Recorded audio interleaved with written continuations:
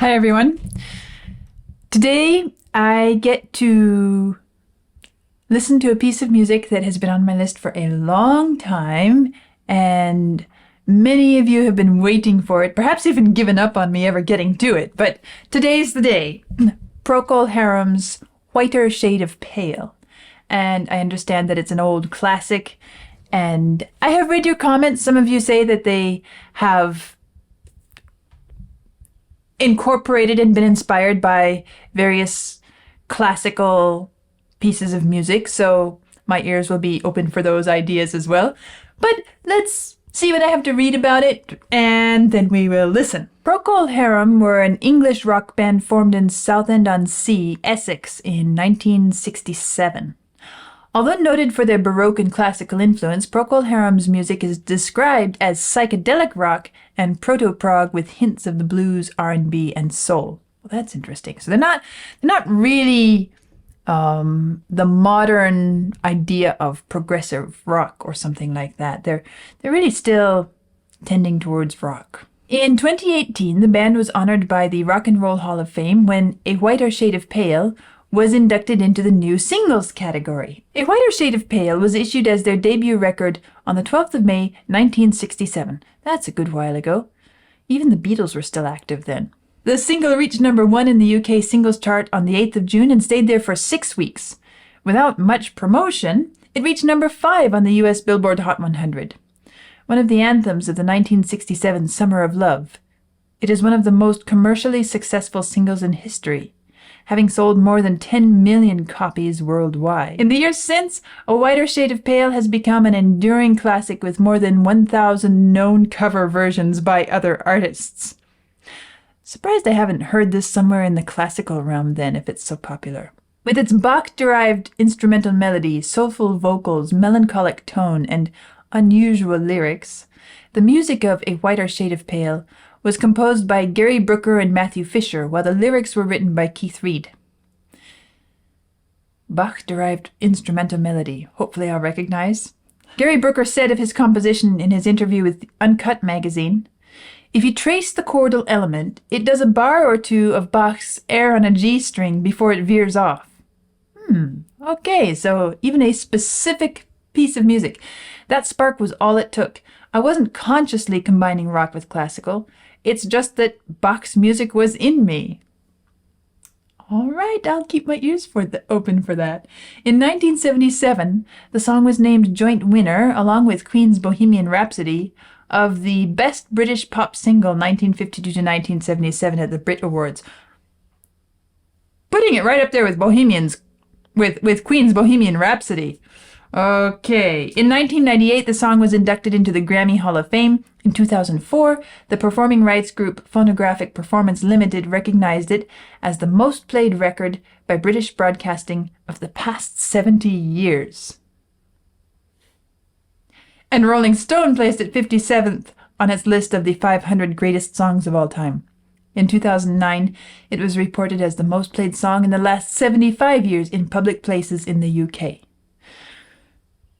Well, it's about time. Let's see how it sounds.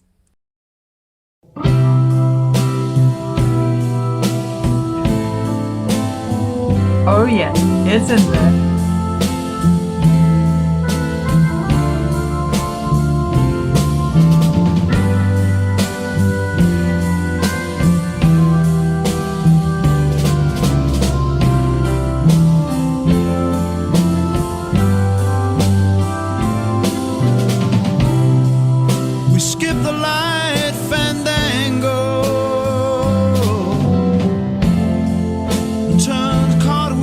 Across the floor,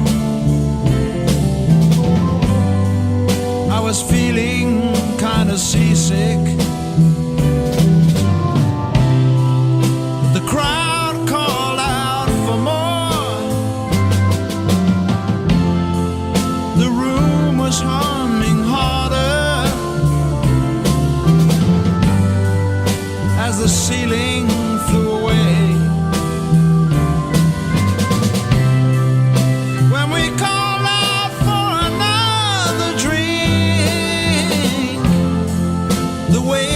Brought a tray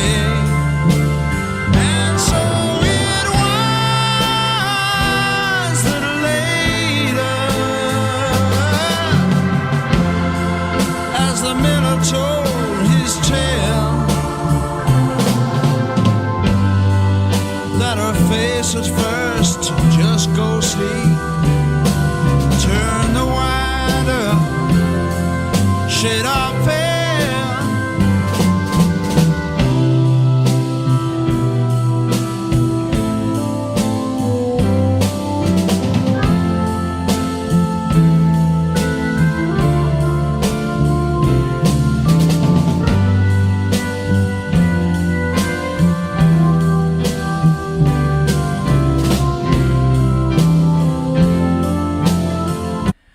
I love how it's even set with this air on a G string kind of takeoff from that. It's not a strict copy of it, but oh, it is obviously in there. And I love how that line is even set in with the organ rather than something else. Well, of course, we often hear this with violin, but organ is a classic Bach instrument. In fact, he was more famous in his lifetime for his organ skills than for his compositions, surprisingly, to those of us who now know him only through his compositions. But that's how it was. And so it feels very appropriate. And as I'm listening, the truth is, I'm so torn between immersing myself in this music and following this thread and seeing where it takes me. It's it's an interesting experience, and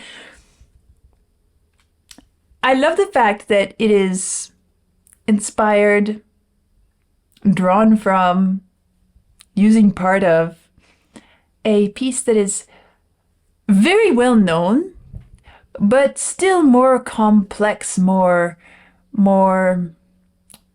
orally interesting than, say, Pachelbel's Canon in D.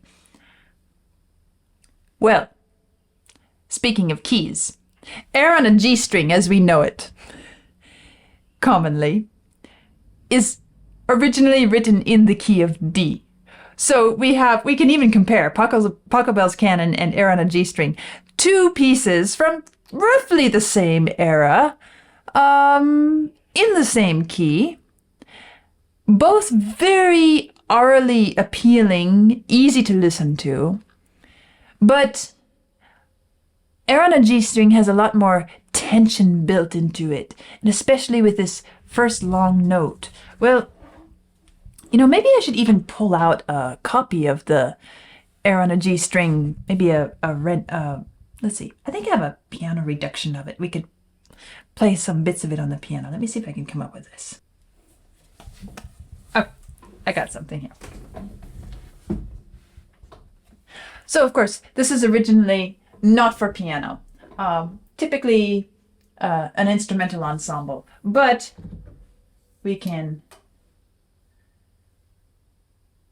find the general shape of it here. And so here's the classic famous bass line.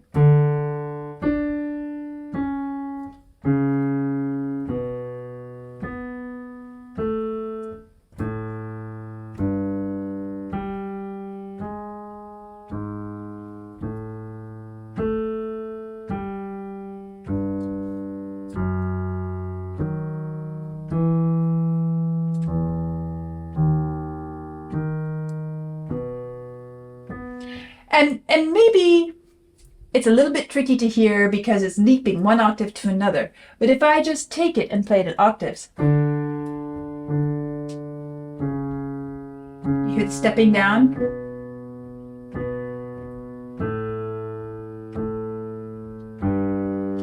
Now we move up just a little bit, only to step down some more, and some more. And some more. And some more. Okay, a little moving around for the sake of the cadence. And then we move down some more. Okay, we move up again. And then the sequence starts over again. Alright, so That's our bass line. And you can hear the same idea in this Whiter Shade of Pale. But more than that, there's also the melody. And here's where the piano struggles. I'm going to play this multiple repeated notes, and you'll hear the sustain, but this piece is famous for its long opening line.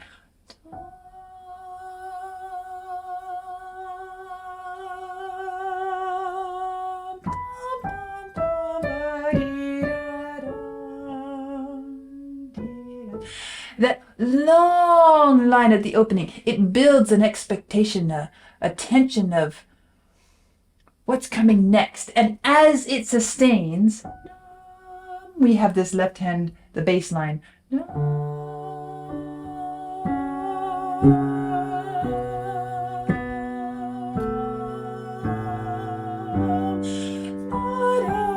And finally, the right hand starts to move. The melody starts to move as the left hand is continuing to descend. It's a wonderfully tension building, at the same time very calm opening to a piece of music. Now let's see if we can switch back to this Whiter Shade of Pale. Different key, of course. Key of C. What do we hear in the bass line?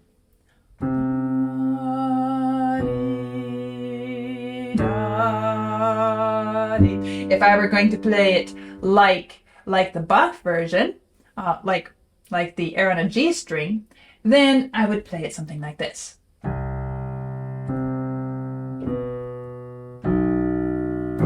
You recognize it almost instantly, right? And so the simplified version is what we hear here. And then, of course, we also have the right hand long sustained note.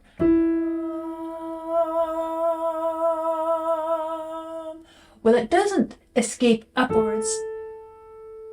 It's not an exact imitation of the melody, but it's so clearly there.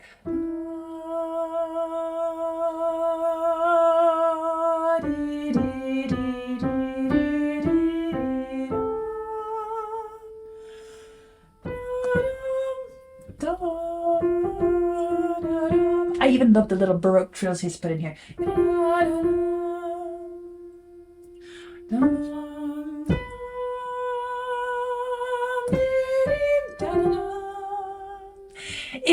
It's lovely, and it pulls you along, and that compelling, engaging, and the quality of it, the tension building of it, the long sustain that really just drags you in and holds you tight. It's like it's winding its web around you and locking you there. It pulls you away from the other ideas in the music in a wonderful way, because it then creates a kind of another layer of tension. There is the tension built into this melody, which is, we can credit that to Bach's original idea. But then there is the tension of hearing this melody and being drawn towards it, with also having our attention wanting to go towards the new melody, the lyrics that are being sung, this actual song. And so there's that tension built into the piece too. All right, let's keep listening, because I haven't even gotten very far into the piece. In fact, let's start back at the beginning and follow it from the beginning. It's this long note.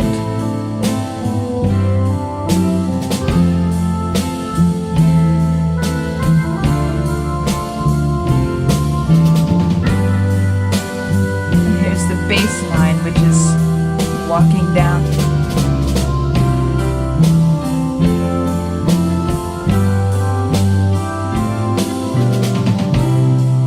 We skip the light fandango. And now we're pulled between the two. Turned cartwheels across the floor. Or maybe even the three. maybe even between the three, because there's the bass line, there's that organ melody of the air itself, and then, of course, there's the whiter shade of pale melody. Turned cartwheels across the floor. I like this. I was feeling kind of seasick. The crowd called out for more. There's the bass line walking down. The room was humming harder as the ceiling flew away. When we called out for Nice activity in the organ. the waiter brought a tray. And so it was that later. It works so well together. Astonishingly well together. The way he's taken this and used it to create that moment as it was growing and growing. Expansion. And then the voice also takes us to the peak. And so it was a sort of expansion of the vocal rhythm as well, stretching it out into a triplet there. Another drink. The waiter brought a tray. And so it was that later, as the miller told his tale, that her face at first just ghostly turned the wider shade of pale. Now, as I'm thinking about how this is all tied together, I'm playing with the idea in my mind as I'm listening, experimenting with different scenarios.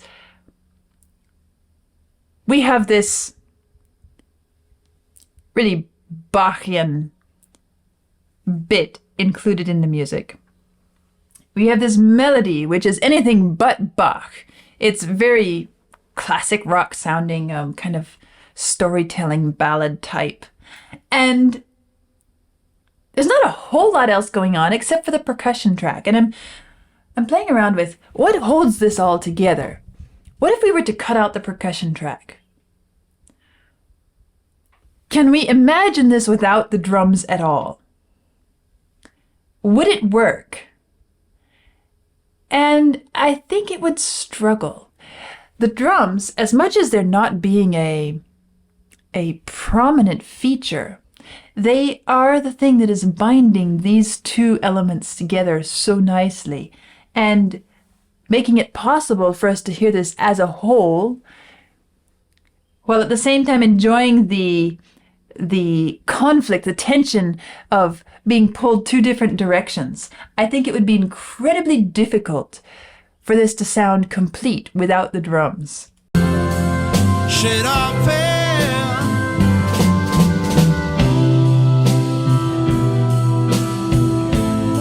Just imagine if you're listening only to the... there's a bit of guitar or piano or something in the background. This all sounds fine, but when the voice comes in, how would it hold together without the drums?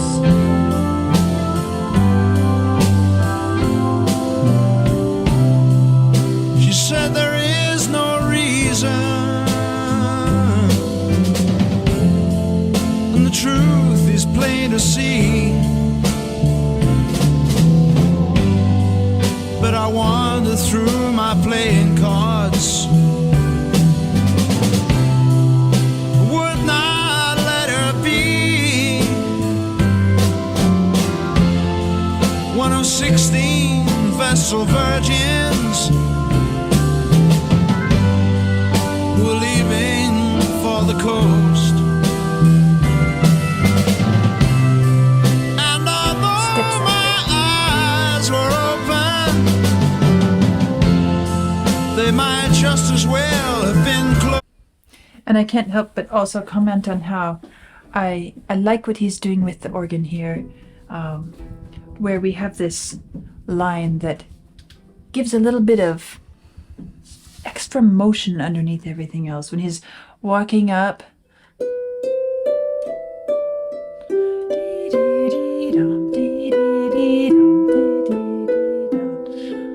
nice. It's just kind of the same walking down.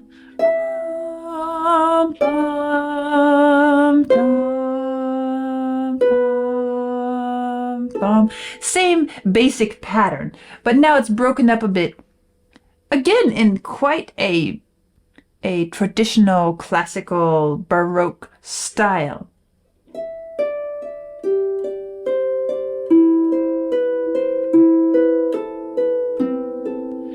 And that is, well, it could stand on its own, couldn't it? It could be its own melody.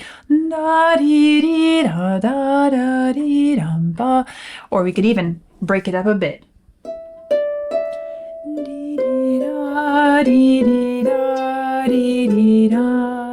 Which is a real classic Baroque technique, to have something that has two separate voices built into one voice. So then you have to start deciding, which one am I going to give weight to? How am I going to change it? We could even go, if I wanted to, we could color it a bit.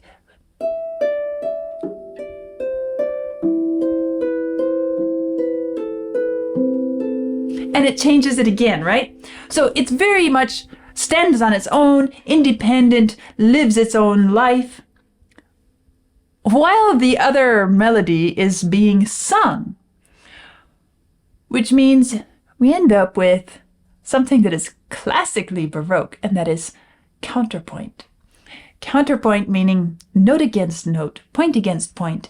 Each note, each part of the two different melodies is kind of working against the other. They are not dependent on each other. Instead, they come and go. Think of it like two dancers, equally important in a dance, and they come together, they move apart, but each dancer has its own routine.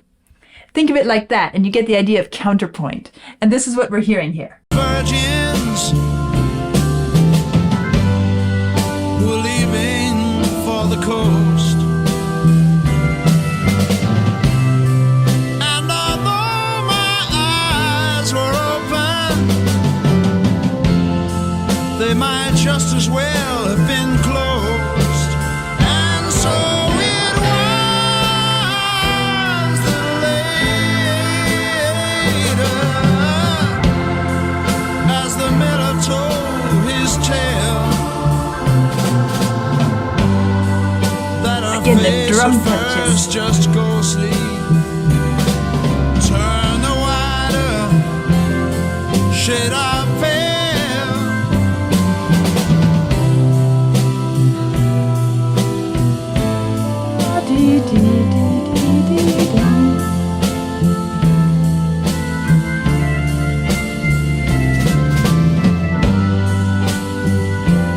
And we get to enjoy this on its own for a little bit here.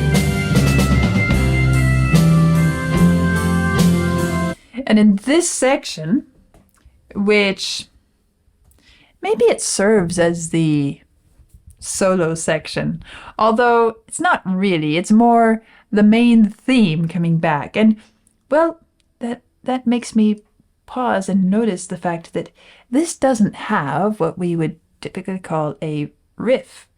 It is a piece of rock music which doesn't have a riff. It doesn't have one of the classic features of so much rock music. Instead, it is relying on this quite extended musical passage as the backdrop for the entire piece.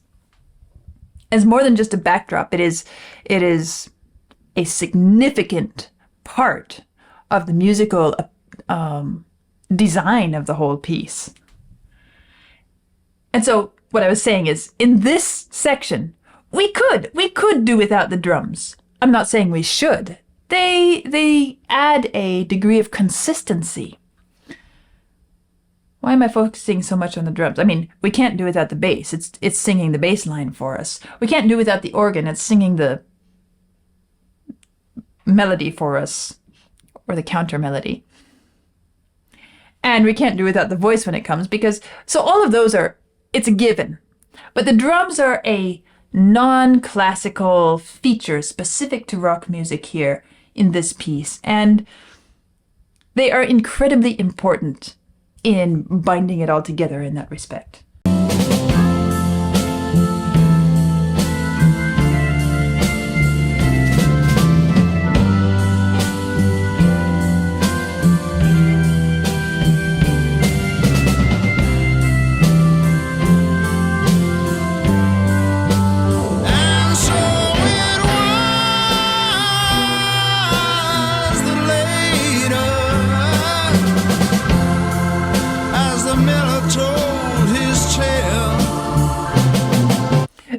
This triplet, and so it was, is really not Bach. I can tell you right now, I'm trying to think of any example in Bach's music where we have that sort of augmentation at the beginning of a sung line. Sometimes towards the end we do, but this makes it feel more romantic, more modern, more... Well, of course it's more modern. And so it was that later, as the miller told his tale, that her face at first just ghostly turned a whiter shade of pale.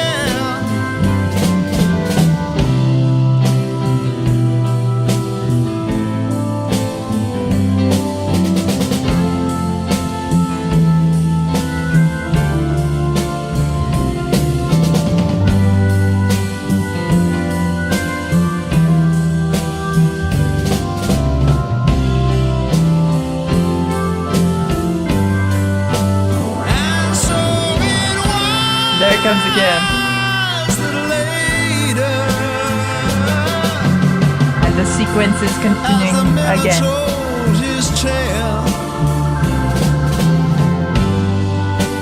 That her face at first just ghostly turned a whiter shade of pale.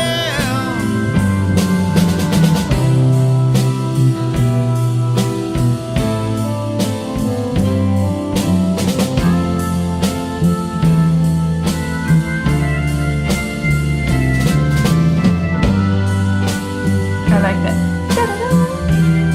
It fits the...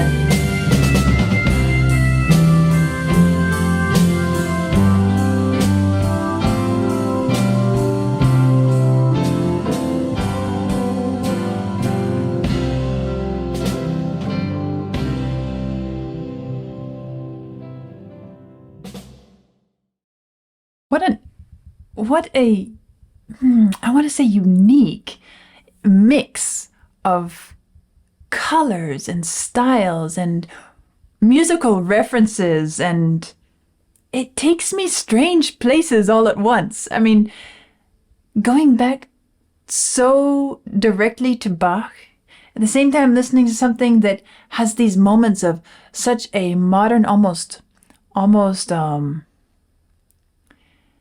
that romantic expansion of the triplet. And so it was. It feels a little bit melodramatic there. And it's interesting to me too.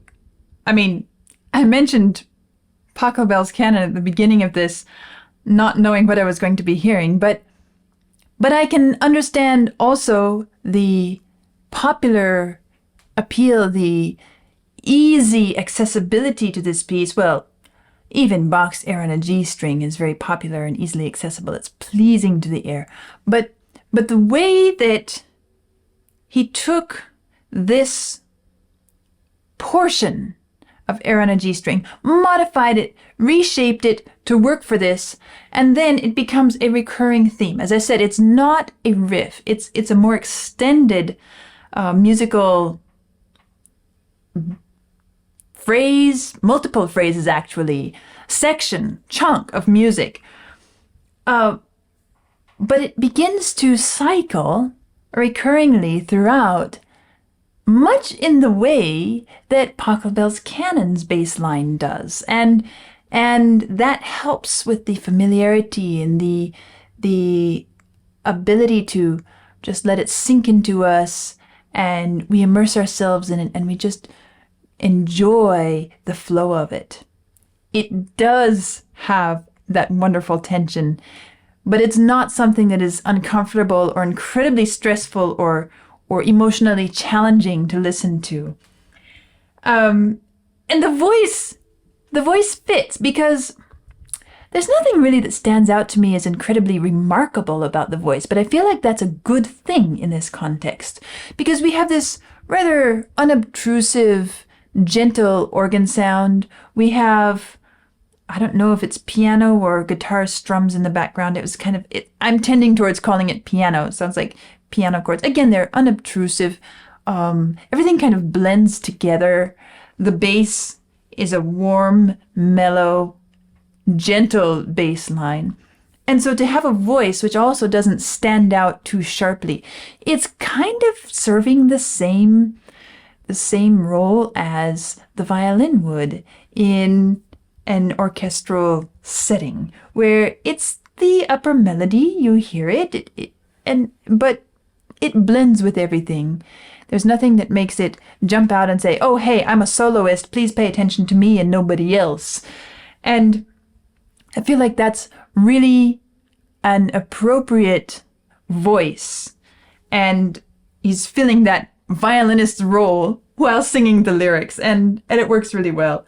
As far as the lyrics, I was always curious, where does this whiter shade of pale come from, and what's the idea behind it? Somehow I imagined, I don't know, I was trying to imagine what could this be about? It put this sort of misty, foggy image in my mind. We have pale, and then we have a whiter shade of pale, and I was imagining some closing in of mist on a kind of gray-white evening. In a way, I wasn't that far off, but I guess it's a little less impressionistic in the lyrics and more specific. You know, it's her face at first just ghostly, turned a whiter shade of pale, and all right, that's fine. But I think it's mostly about the music anyway for this piece, at least to me. And I'm happy to have finally heard it, and I enjoyed it. I suppose I'll listen to it again, and maybe if I'm ever next time I'm in the UK, if I find a public space, maybe I'll get to hear it in public. But here I've checked off another big one off of my list, and I'm looking forward to checking off a few more big ones in the near future too. So keep your ears open, and I'll see you soon.